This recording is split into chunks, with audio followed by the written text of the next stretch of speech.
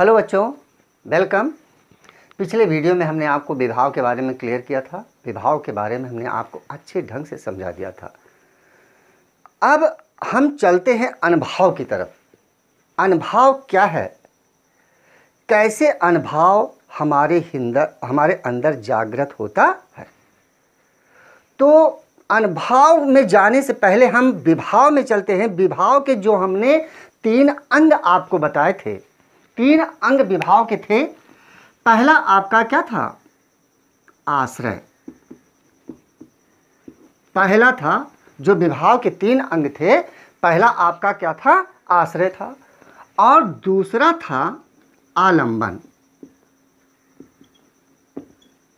और तीसरा था उद्दीपन।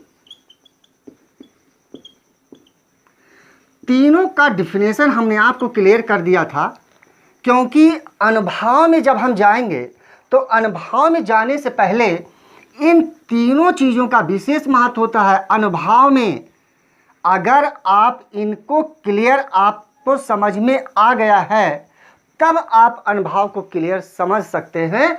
तो इसमें हमने आपको पहला जो समझाया था आश्रय में, कि जब सीता जी बाग में जाती हैं और जब राम को देख करके उनके हृदय में प्रेम की पुष्टि होती, प्रेम की अनुभूति होती है, तब वहाँ पर ये आश्रय भाव होता है। अर्थात सीता जी यहाँ पर क्या हो जाती हैं?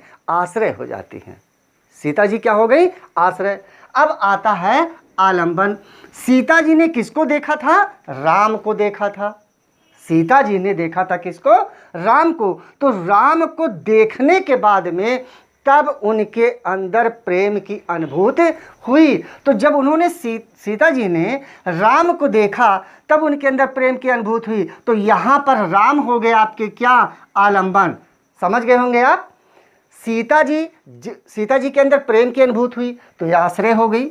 जिसके अंदर प्रेम की अनुभूति होगी, जैसे हम आपको देख करके आपके प्रति आकर्षित हो जाए, आपके प्रति हम मोहित हो जाए, तो मैं क्या हो गया? आश्रय हो गया। और आपको देख करके मैं आश्रित हुआ, आपके प्रति प्रेम की अनुभूति आपके प्रति जागृत हुई, तो आप हो गए क्या? आलंबन। तो मैं हो गया आश्रय, आप हो गए आलंबन। अब आता है उद्दीपन। तो उद्दीपन में क्या होता है? परिस्थितियां वहाँ की कैसी है, वहाँ का वातावरण कैसा है, वहाँ का मनोरम दृश्य कैसा है। तो उन परिस्थितियों का, यानी जो परिस्थितियां होती हैं और जो व्यक्त होते हैं, उनके मूल भाव जगाने में ये सहायता करते हैं जो वहाँ की परिस्थितियाँ होती हैं। जैसे बाग बगीचे होते हैं, वहाँ का वातावरण, वहाँ का मनोरम दृश्य, तो ये सब सहायता करते हैं प्रेम की अनुभूति में।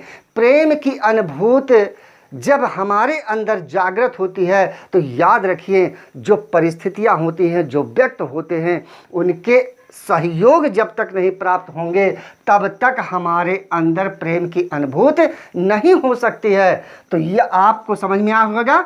आश्रय सीता जी हो गई, आलंबन हो गए राम, और उद्दीपन आपका हो गया क्या?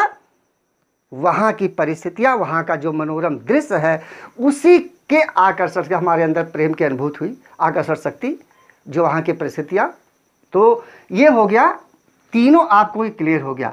अब हम यहाँ से चलते हैं किसमें? अनुभव में। तो अनुभव में, अब अनुभव को हम समझते हैं। देखिए, अब यहाँ से आपको ध्यान रखें, तीनों को अपने दिमाग में बसा के रखना है, आश्रय, आलंबन और उद्दीपन, तभी आप अनुभव को क्लियर कर पाएंगे। तो हम चलते हैं अनुभव में। तो अनुभव यह है आपका अनुभव। तो अनुभव को सबसे पहले उसके हम परिभाषा, उसका जो डिफिनेशन है, उसको हम क्लियर कर देते हैं। तो देखिए, अनुभव का डिफिनेशन क्या है कि आश्रय, ध्यान से समझते चलिएगा, आश्रय की चेष्टाओं, आश्रय की चेष्टाओं या रस की निष्पत्ति, रस की निष्पत्ति को पुष्ट करने,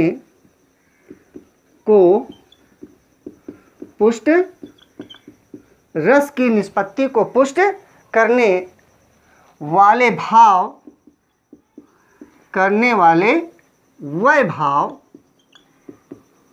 जो विभाव के बाद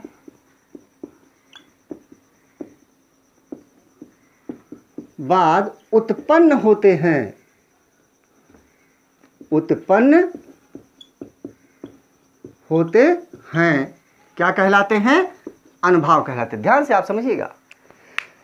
आश्रय की चेष्टाओं या रस की निष्पत्ति को पुष्ट करने वाले भाव जो विभाव के बाद उत्पन्न होते हैं, तो विभाव के बाद नंबर होता है किसका? अनुभाव का। तो वही कहलाते हैं क्या? अनुभाव। तो ये आपके समझ में आश्रय की चेष्टाओं, आश्रय की चेष्टाओं। तो आश्रय की चेष्टाएं, अब आश्रय यहां पे कौन था? हमने आपको बताया था आश्रय कौन थी? सीता जी थी। आश्रय की चेष्टाएं क्या थी? ये आपको अच्छे तरीके, आश्रय की चेष्टाओं के द्वारा ही रस की निष्पत्ति को पुष्ट करने वाले वह भाव जो विभाव के बाद उत्पन्न होते हैं, वही कहलाते हैं क्या? अनुभाव। इसमें एक पॉइंट आपको और ध्यान देना है कि भावों को सूचना देने के कारण, सूचना देने के कारण ये भाव के पश्चातवर्ती माने जाते हैं। समझ में आ गया होगा? भाव को सूचना देने के कारण ये भाव के पश्चातवर्ती माने जाते हैं। अर्थात क्या? भावों को सूचना देना। भाव को हमने आपको समझाया था, भाव में दो चीजें होती हैं। एक तो होता है आपका क्या? अस्थाई भाव, और दूसरा होता है आपका क्या? संचारी भाव। तो और संचारी भाव में हमने समझा था कि संचारी भाव किससे रिएक्ट करता है? अस्थाई भाव से। तो अस्थाई भाव और संचारी भाव ये दोनों समाहित है किसमें? हमारे भाव में। तो भाव को सूचना देने के कारण ये भाव के पश्चातवर्ती माने जाते हैं। कौन? अनुभाव। तो याद रखिए, आश्रय की चेष्टाओं या रस की निष्पत्ति को पुष्ट करने वाले वह भाव जो विभाव के बाद उत्पन्न होते हैं, वही कहलाते हैं क्या? अनुभाव। अब हम चलते हैं कि अनुभाव कितने प्रकार के होते हैं, यानी इसको हम क्लियर समझ लेते हैं कि अनुभाव कितने प्रकार के होते हैं, अनुभाव के कितने भेद होते हैं, इसको आप पहले समझ लीजिए। तो देखिए, हम यहाँ पे लिख देते हैं अनुभाव के भेद। अनुभाव के भेद। तो अनुभाव के भेद में सबसे पहला फर्स्ट आपका क्या है? अनुभाव के भेद में कायिक अनुभाव। कायिक अनुभाव, ये सब क्वेश्चन पूछे जाते हैं बोर्ड एग्जाम में, ध्यान रखिएगा। दूसरा आपका होता है मानसिक अनुभाव। मानसिक अनुभाव। तीसरा होता है आहार। अगर आपको नोट्स तैयार करना है तो आप भी लिखते चल सकते हैं, उसको समझते चल सकते हैं। आहार अनुभाव। और चौथा होता है सात्विक अनुभाव। ये अनुभाव के चार भेद हो गए। पहला कायिक अनुभाव, दूसरा आपका है मानसिक अनुभाव, तीसरा है आहार अनुभाव और चौथा है सात्विक अनुभाव। ये अनुभाव के भेद हैं। तो सबसे पहले हम समझ लेते हैं कि कायिक अनुभाव क्या है। कायिक अनुभाव किसे कहते हैं, पहले हम इसे समझ लेते हैं। तो देखिए, हम कायिक अनुभाव का डिफिनेशन लिख देते हैं, और अगर आप चाहें तो आप भी अपने नोट्स को तैयार कर सकते हैं, इसको समझ सकते हैं। तो कायिक अनुभाव जो होता है वो शरीर के कृत्रिम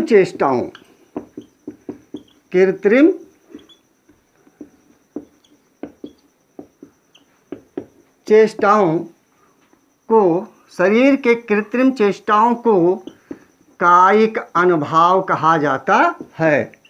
कायिक अनुभाव कहा जाता है। समझ गए होंगे आप? शरीर के कृत्रिम चेष्टाओं को कायिक अनुभाव कहा जाता है। यहाँ कायिक का अर्थ भी होता है क्या? शरीर, काया। आपने हिंदी पढ़ा है, कायिक मतलब काय, काय मतलब शरीर यानी काया। तो शरीर के कृत्रिम चेष्टाएं, कृत्रिम देखिए दो चीज़ें होते हैं, एक प्राकृतिक होता है और एक क्या होता है कृत्रिम। कृत्रिम मतलब क्या, जो बनाया गया है। आर्टिफिशियल आप उसमें पढ़े होंगे इंग्लिश में, यानी नेचर यानी प्रकृति द्वारा बनाया गया, और आर्टिफिशियल जो डुप्लीकेट होता है, जो डुप्लीकेट चीज़ें बनते हैं। तो शरीर के कृत्रिम चेष्टाओं, नेचुरली यहाँ नहीं है, को कायिक अनुभाव कहा जाता है। समझ गए होंगे। तो उसके बाद में दूसरा पॉइंट हम आपको समझाते हैं। दूसरा हमने क्या लिखाया था आपको, मानसिक अनुभाव। तो दूसरा था आपका मानसिक अनुभाव। दूसरा था आपका क्या, मानसिक अनुभाव। तो मानसिक अनुभाव क्या होता है कि मन में हर्ष या विषाद, हर्ष यहाँ पे आपका खुशी, विषाद दुख आदि के उद्वेलन यानी जो गति होती है हमारे अंदर, हलचल उत्पन्न हो जाते हैं। अगर खुशी होती है तो हम बेकाबू हो जाते हैं, उद्वेलन, समझ रहे हैं ना। और अगर विषाद यानी कोई दुख की घड़ी ऐसी आ जाती है तब भी हम उद्वेलित, यानी हमारा हृदय कांपने लगता है, उद्वेलन उसमें होने लगता है, कंपन होने लगता है। तो मन में हर्ष या विषाद आदि के उद्वेलन को क्या कहा जाता है, मानसिक अनुभाव कहा जाता है। समझ में आ गया। मन में जो हमारे अंदर हर्ष आते हैं या शोक आते हैं, उसके जो उद्वेलन हमारे हृदय के अंदर जो मंथन होने लगता है, वही होता है क्या, मानसिक अनुभाव। क्लियर हो गया। तो दो चीजें आपके समझ में आ गया, कायिक अनुभाव और दूसरा था मानसिक अनुभाव। अब हम चलते हैं तीसरे में, आहार अनुभाव। तो आहार अनुभाव को भी समझ लेते हैं। तीसरा है आपका आहार अनुभाव। आहार अनुभाव क्या है, तो इसको देख लेते हैं। मन में भावों के अनुसार, मन में भावों के अनुसार अलग अलग प्रकार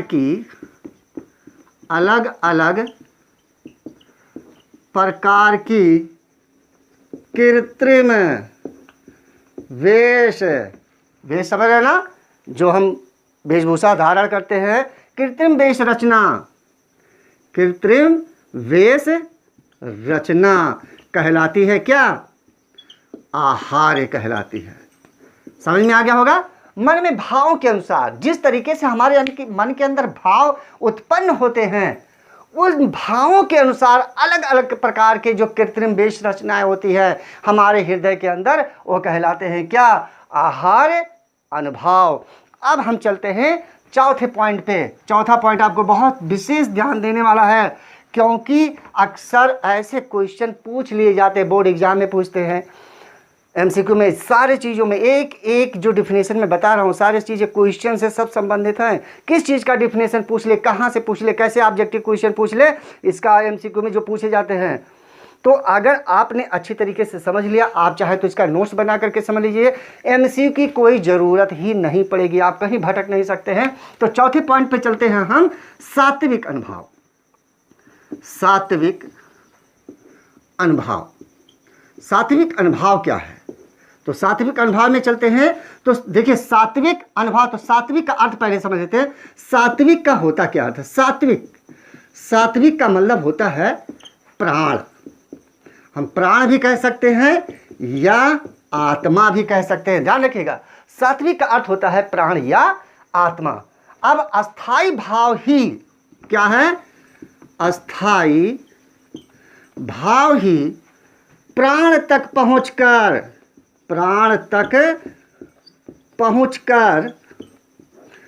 क्या करता है, सात्विक अनुभाव का रूप धारण कर लेता है। अस्थाई भाव प्राण तक पहुंचकर सात्विक भाव का रूप धारण कर लेता है। समझ में आ गया। सात्विक का अर्थ होता है प्राण, हम आत्मा को कह सकते हैं। अस्थाई भाव ही, अस्थाई भाव को हम समझा चुके हैं, तो अस्थाई भाव ही प्राण तक पहुंच करके जब हमारे हृदय के अंदर, हमारे आत्मा के अंदर अस्थाई भाव जागृत होता है तो उसी का रूप धारण करना सात्विक भाव का रूप धारण कर लेता है और वही कहलाता है क्या? सात्विक अनुभाव। तो 4 भेद होते हैं अनुभाव के, आपके समझ में आ गया। पहला आपका क्या था? कायिक अनुभाव, दूसरा था मानसिक अनुभाव, तीसरा था आहार अनुभाव और चौथा है आपका क्या? सात्विक अनुभाव। सात्विक को आपने समझ लिया कि अस्थाई भाव ही प्राण तक पहुंच करके सात्विक भाव का रूप धारण कर लेते हैं। तो ये आपका क्लियर हो गया कि अनुभाव के कितने भेद होते हैं और चारों भेदों को हमने आपको अच्छी तरीके से समझा दिया। अब यहाँ पर चलते हैं, जो रस निष्पत्ति में अनुभाव का जो महत्व होता है उसके बारे में हम आपको समझाते हैं। तो देखिए, रस निष्पत्ति में अनुभाव का क्या महत्व है इसको भी समझ लेते हैं, क्योंकि विभाव में भी हमने आपको बताया था कि रस निष्पत्ति में विभाव का क्या महत्व होता है, उसी प्रकार से अनुभाव में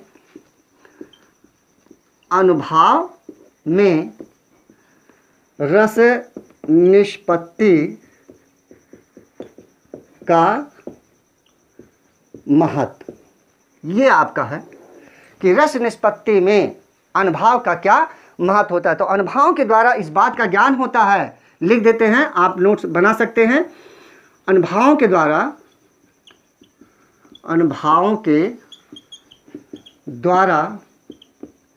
इस बात का ज्ञान होता है, अनुभाव के द्वारा इस बात का ज्ञान होता है कि आश्रय के हृदय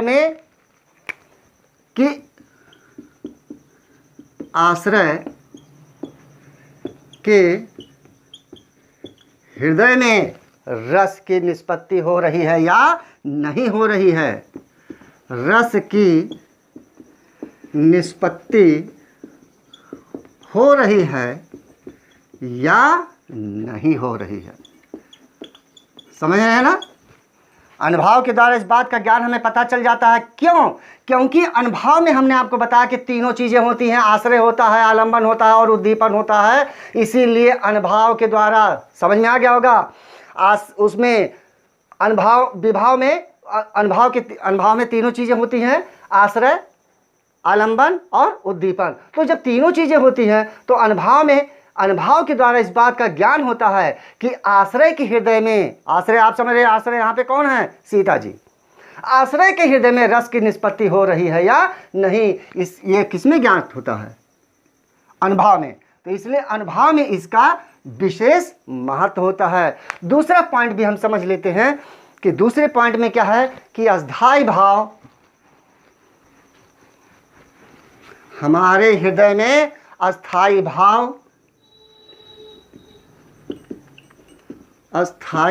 भाव ही क्या होता है?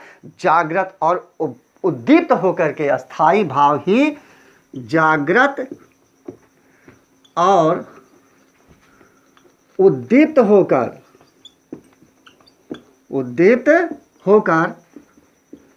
रस दशा को प्राप्त होता है, रस दशा को प्राप्त होता है। ध्यान में रखिएगा, अस्थाई भाव ही हमारे हृदय के अंदर जागृत होता है, उद्दीप्त होता है।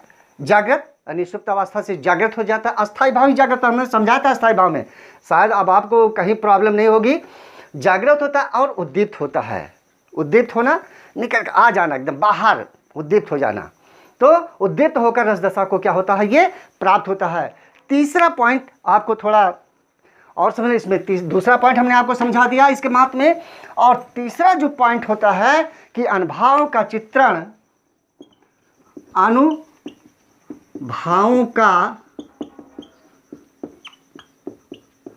अनुभाव का चित्रण काव्य की उत्कृष्टता, अनुभाव का चित्रण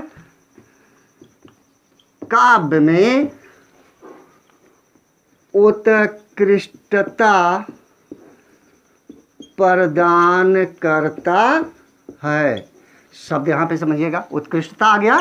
तो भाव का चित्रण, जो भाव का चित्रण होता है अनुभाव में, अनुभाव का चित्रण काव्य में क्या होता है, उत्कृष्टता प्रदान करता है, मतलब क्या, उसको श्रेष्ठ बनाता है, उसको उत्तम बनाता है, उसको सर्वोत्तम बना सकता है, उसके गुणों को प्रदर्शित कर देता है। क्या, काव्य में अनुभवों का चित्रण उत्कृष्टता प्रदान करता है। बहुत इंपॉर्टेंट ये शब्द है, याद रखिएगा। उत्कृष्टता, सर्वोत्तम, उत्तमता, गुणात्मकता। तो यहाँ पर आपका अनुभव में रस निष्पत्ति का महत्व हमने आपको अच्छे ढंग से समझा दिया है। शायद आपको सब समझ में आ गया होगा। कहीं कोई अगर इसमें अगर नहीं समझ में आता है तो आप कमेंट्स में आप बता सकते हैं। नोट्स के तरीके से हमने आपको समझा दिया, हमने डिफिनेशन भी लिख दिया सभी चीज़ों का। आप चाहें तो नोट्स बना सकते हैं और इसके डिफिनेशन को याद कर सकते हैं। यहीं पर हम अपने बातों को रोकते हैं, अगले वीडियो में मिलेंगे। लेकिन जाने से पहले आपको बता दें, इसके बाद में आता है चौथा पॉइंट। हमने आपको अस्थायी भाव समझा दिया और विभाव समझा दिया, अनुभाव समझा दिया। अब इसके बाद में अगले वीडियो में हम संचारी भाव यानी व्यभिचारी भाव को समझाएंगे। फिर मिलेंगे अगले वीडियो में। धन्यवाद। जय हिंद, जय भारत।